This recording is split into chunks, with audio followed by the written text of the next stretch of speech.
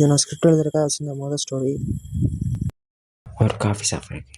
அந்த காஃபி ஷாப்பில் பெரிய பெரிய பணக்காரங்க மட்டும் தான் வர முடியும். ஒருத்தன் கார் எடுத்துக்கிட்டு வேகமாக ஓட்டிகிட்டு வரான் ரோட்டில். அவன் தான் ஹீரோ. ஒரு மக்களுக்கு எந்த ஆபத்தும் வராமல் காரை ஓட்டிகிட்டு போகிறான் வேகமாக.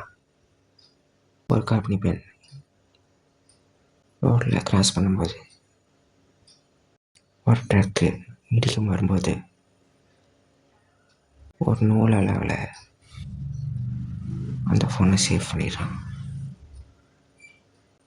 அப்படியே அந்த பொண்ணை காஃபி ஷாப் கூட்டிகிட்டு போய்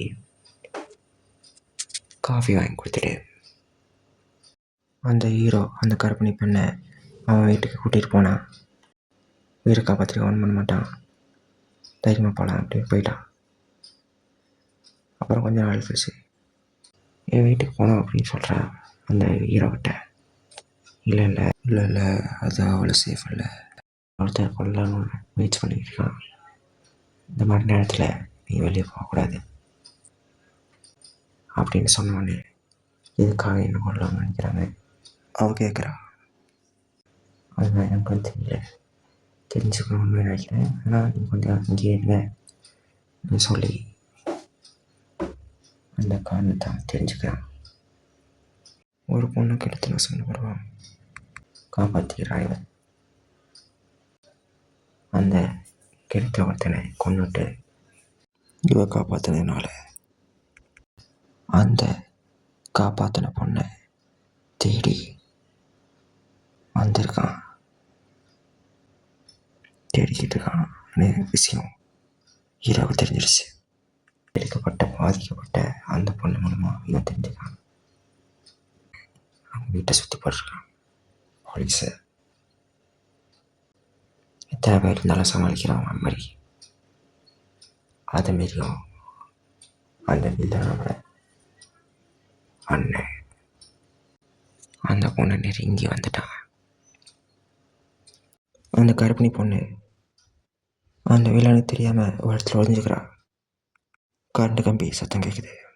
ஹீரோ பாத்ரூம் கதவுக்குள்ளே கரண்ட் கம்பி கட்டாயி விழுந்துருச்சு. அந்த வில்லன் அந்த கர்ப்பிணி பெண் பாத்ரூம்குள்ளே தான் ஒழிஞ்சிருப்பான்னு நினச்சிட்டு கதை திறந்து அந்த கரண்ட் கம்பியை பார்க்காம அவன் மட்டும் கதை திறந்து சாக்கடிச்சு செத்துடுறான். கர்ப்பிணி பொண்ணு ஹீரோவோட வீட்டிலேருந்து ஒளிஞ்சிருந்து வெளியே வந்ததும் பாத்ரூம் சைடு பார்த்தோன்னே எல்லாம் செத்த படுத்ததை பார்த்துட்டு கத்தவும் அக்கம் பக்கத்துலேருந்து வெளியே வந்து என்னாச்சுன்னா இந்த வீட்டுக்குள்ளே வந்து பார்த்து என்னம்மா அப்படியே எல்லாம் செத்து கிடக்காங்க, யாருமா இவங்கெல்லாம் வந்து போலீஸாக செத்து கிடக்காங்க அப்படின்னு கேட்கவும், என்ன ஒருத்த கொள்ள வந்தா போலீஸ்லாம் கொண்டுட்டான் உடனே இருமா போலீஸ்க்கு கால் பண்ணுறேன் அப்படின்னு கால் பண்ணி வீட்டில் யாருமா இல்லையாம்மா இங்கே ஒரு பையன் இருப்பானே அப்படின்னு கேட்கும். ஹீரோ வந்து கொஞ்சம் வெளியே போயிட்டாங்க, அவன் தான் என்ன சேஃபாக இங்கே வந்து கொண்டு வந்து தங்க வச்சான், அவன் தான் என்னை பார்த்துக்கிட்டான், அவன் தான் போலீஸ்லாம் போட்டான் என்னை பாதுகாக்கிறதுக்காக அப்படின்னு சொல்லி, பரவாயில்லம்மா நல்ல பையன் தான் அந்த பையன், போலீஸ் கால் பண்ணி கேஸ் முடிச்சிட்டாங்க. கர்ப்பிணி பொண்ணு தங்கச்சியை ஹீரோ கல்யாணம் முடிச்சா. ஹீரோவுக்கு போலீஸ் வேலை கிடச்சிச்சு. கர்ப்பிணி பொண்ணுக்கு 3 பொண்ணு குழந்தை ஒரு பையன். ஹீரோவுக்கு 3 குழந்தையும் பிறந்துருச்சு. இப்போ எல்லாரும் சேர்ந்து ஒரே குடும்பமாக வாழ்கிறாங்க. கர்ப்பிணி பெண் இந்த கதைக்கு நான் வச்ச பேர். இதோட தொடர்ச்சியை நான் சீக்கிரமாக போடுறேன்.